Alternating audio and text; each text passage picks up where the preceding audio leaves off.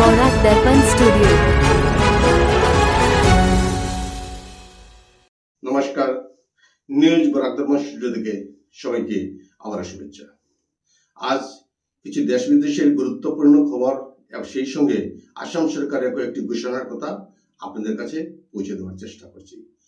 ভারতীয় সঞ্চার নিগম এবার 5G পরিষেবার কাজ জুন মাস থেকে শুরু করতে যাচ্ছে।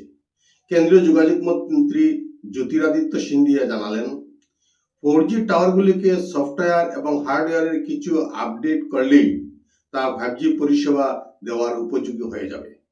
তবে এই কাজ সম্পন্ন হতে 1 বছর সময় লাগতে পারে। লন্ডনের একটি অনুষ্ঠানে পাক অধিকৃত কাশ্মীর প্রসঙ্গে বিদেশমন্ত্রী এস জয়শঙ্কর পশ্চিমের কিছু দেশকে খুঁচা দেওয়ার পাশাপাশি রাষ্ট্রপুঞ্জের ভূমিকা আরো শক্তিশালী ও নিরপেক্ষ করার ব্যাপারে জোরদার সওয়াল করলেন।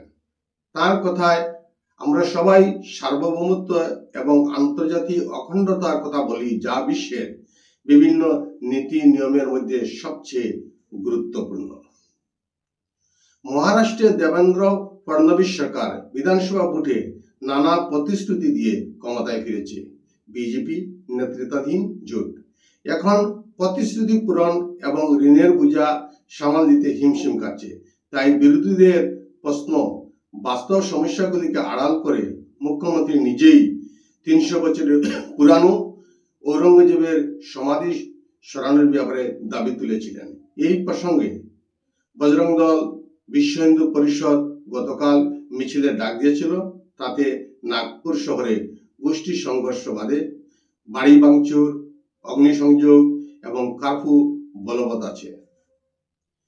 রেলমন্ত্রী অশ্বিনী বৈষ্ণব লোকসভায় দাঁড়িয়ে অবিজেপি শাসিত রাজ্যের মুখ্যমন্ত্রীদের রেল প্রকল্পের বাস্তবায়নের জন্য আহ্বান জানালেন।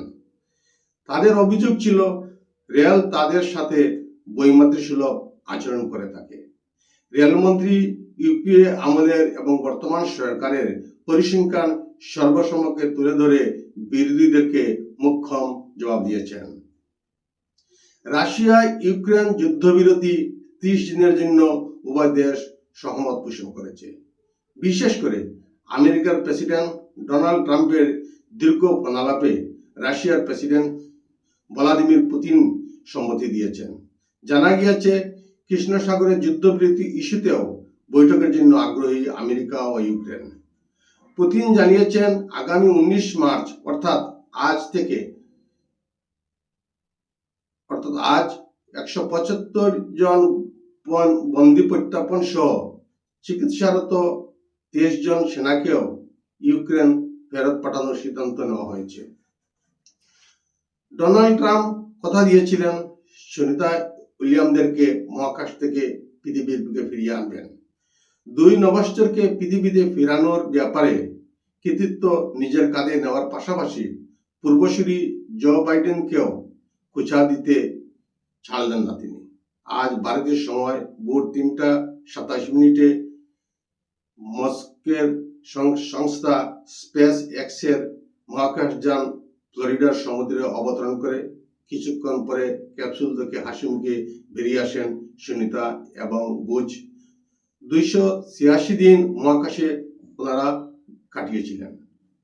আজ আসামের মুখ্যমন্ত্রী ডক্টর হিমন্ত বিশ্ব শর্মা প্রধানমন্ত্রী আবাস গ্রামীণ অধীনে 3,88,358টি অনুমোদন পত্র বিতরণ করলেন, যা এই সমস্ত সুবিধাভোগীদের জন্য আবাসনের মূল্যবান স্বপ্ন পূরণ করেছে।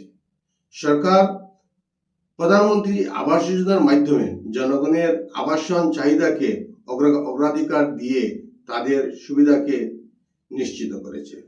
1 অক্টোবর থেকে পরিবার পিছু চাল আগে থেকেই দেওয়া হচ্ছে।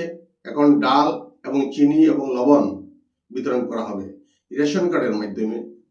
চিনি এবং ডাল বাজার মূল্য থেকে 25 টাকা কম হবে এবং 5 জনের পরিবারে 1 কেজি করে এবং পরিবারে 6 জন জনসংখ্যা থাকলে 2 কেজি করে বিতরণ গরিবদের জন্য প্রযোজ্য থাকবে। হিমন্ত বিশ্ব শর্মার আরো বিস্তারিত খবর কিছুক্ষণ পরে আপনাদের সামনে নিয়ে আসার চেষ্টা করব। আপনারা সবাই ভালো থাকেন, সুস্থ থাকেন। সবাইকে নমস্কার জানিয়ে বিদায় নিচ্ছি। News Borak Darpan Studio.